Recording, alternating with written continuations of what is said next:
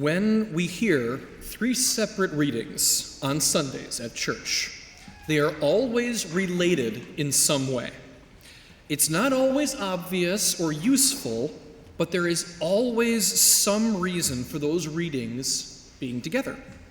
Today, the pattern is clear and important. It's about fidelity to God.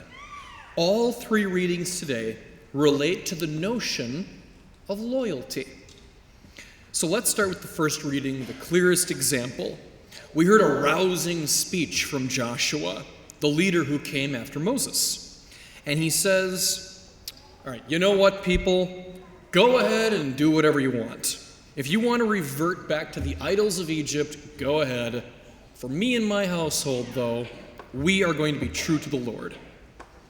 And the people responded to that.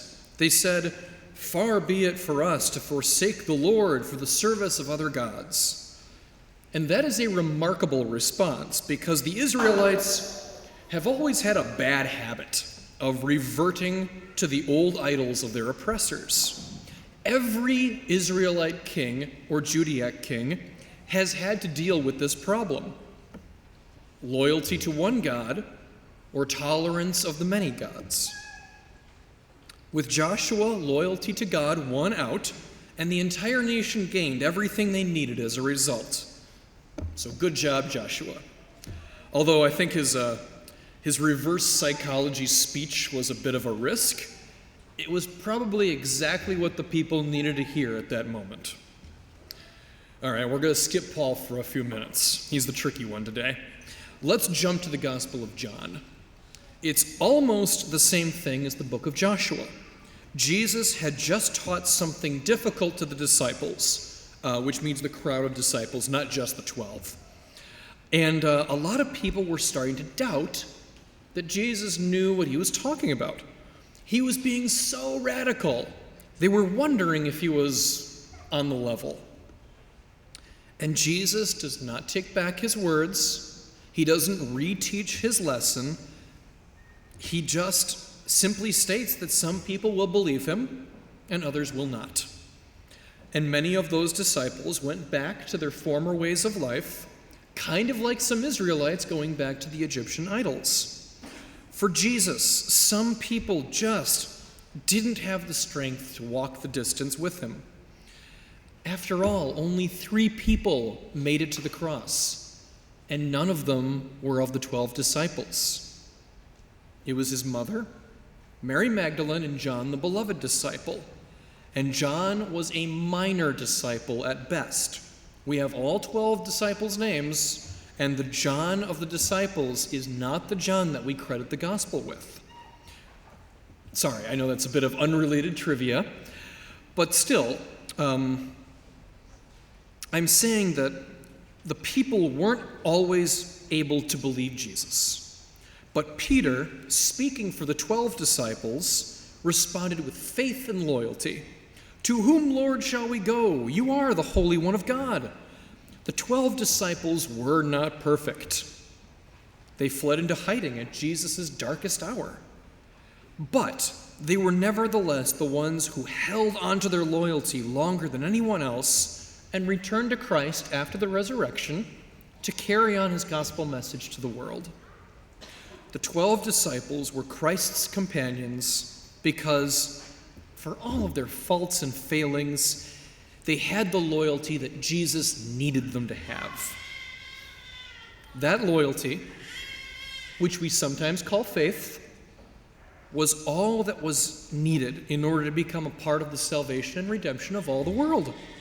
So do not doubt the power of loyalty.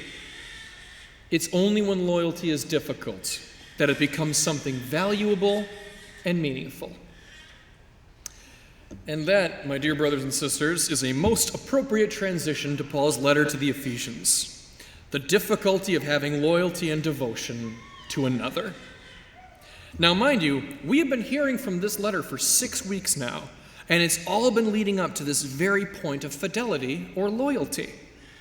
Now, we have heard this exact reading plenty of times, and we get offended by this reading almost as often as we hear it.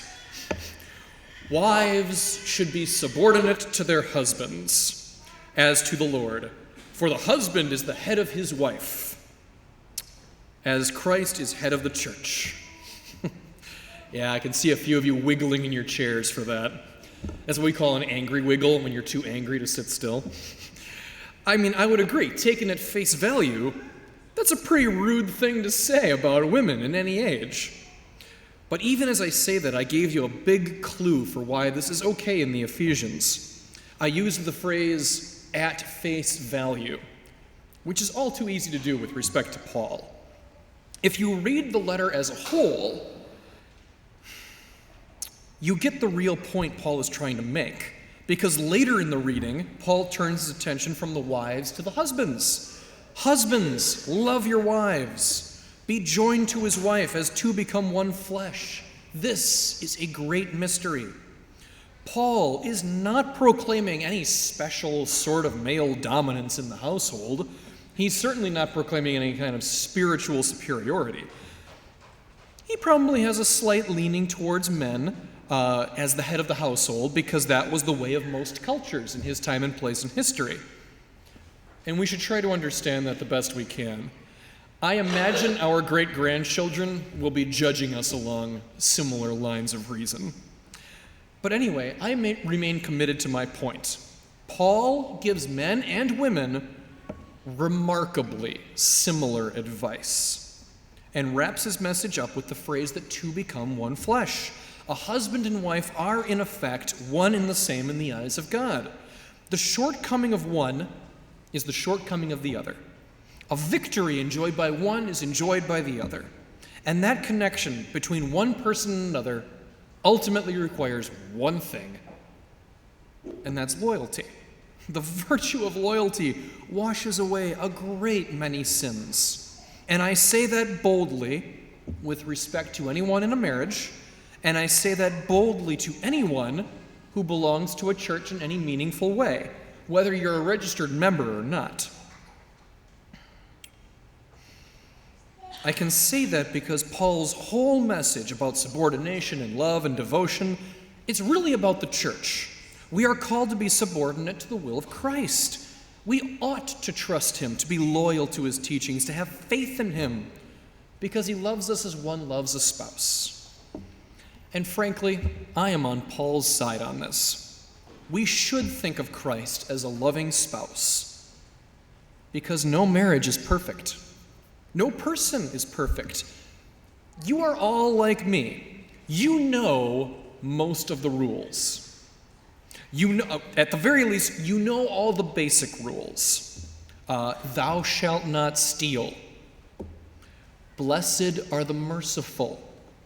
Don't give hungry people scorpions. Careful laughing at that. That happened to me once. I had to eat the whole thing. And the friend that gave me that scorpion actually gave me a second one, which I will be eating after Mass today. It's a candied scorpion. I feel like it's appropriate that I'll be hearing confessions while I'm eating this. So, if my penance is really weird, I probably got to the venom stat. Okay. Anyway, that distracted me. Right, okay. So although we know what God wants of us, we don't always follow through. We break rules, and we know it. And that's exactly the reason God is like a spouse rather than a judge. When we do wrong, a judge God demands that we pay a fine or do time for our transgression. But God the Father, he demands nothing more than a real and sincere apology and a pledge to do a little bit better next time. That is not a judge speaking. That is a spouse or a parent. It's a message of love, and one not without its expectations or standards. It's a message of faith, and therefore, it's a message of loyalty.